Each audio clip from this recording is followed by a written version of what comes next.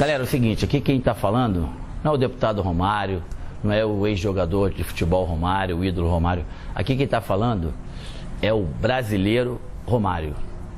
Eu quero começar essa minha fala aqui, primeiro, parabenizando o povo brasileiro por essas manifestações feitas ontem, hoje, e eu acredito que elas continuarão.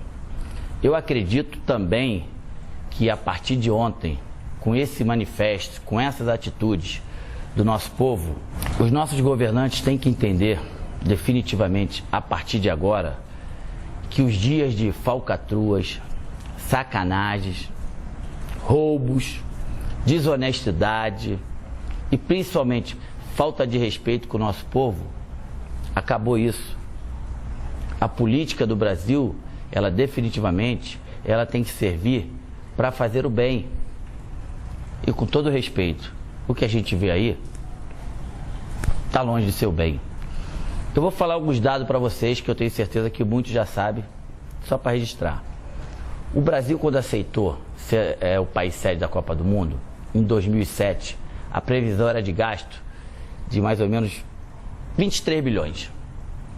Nós estamos em 2013, essa previsão já está em 28 e nós não podemos esquecer que a Copa do Mundo ainda falta 1 ano e alguns meses. Então, vocês imaginam o quanto pode chegar a isso. Só em estádio, o Brasil investiu 7,1 bilhão de reais.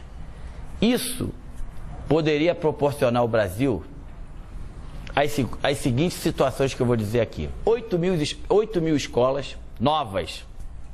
Poderia doar para a população 39 mil ônibus escolares, 28 mil quadras esportivas em todo o país.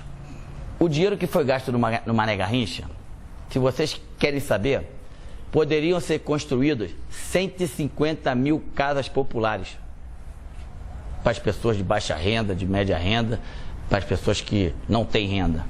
Mas não. Fomos lá e colocamos quase 1,5 bilhão no estádio, aonde que ficou bonito, ficou lindo, prático, não muito.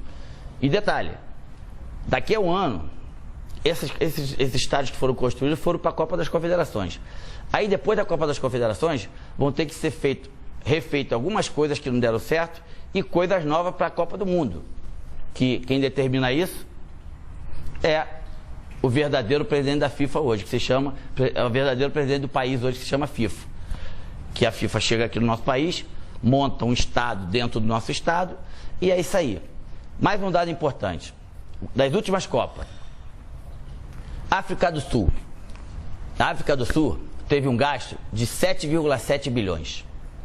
O Japão teve um gasto de 10,1 bilhões de reais. A Alemanha teve um gasto de 10,7. E o Brasil já está com um gasto de 28 ponto alguma coisa. Ou seja, desculpa a expressão, sacanagem, né? É sacanagem com o nosso dinheiro, é sacanagem com o dinheiro do povo, é falta de respeito, é falta de escrúpulo.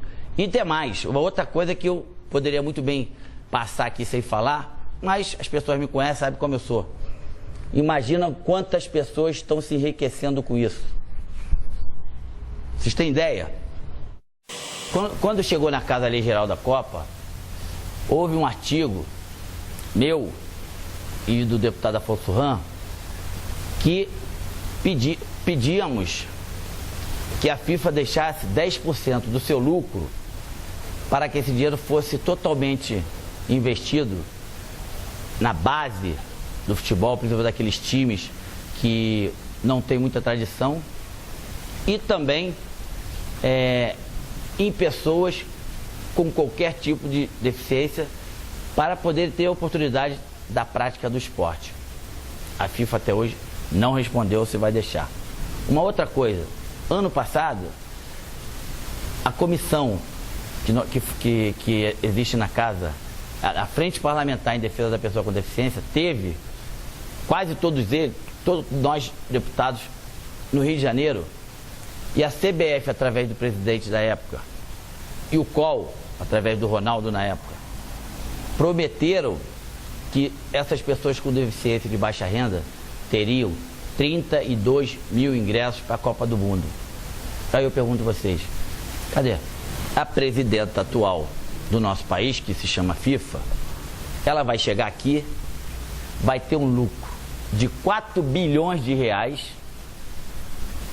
e teria que pagar mais ou menos em imposto 1 bi e não vai pagar.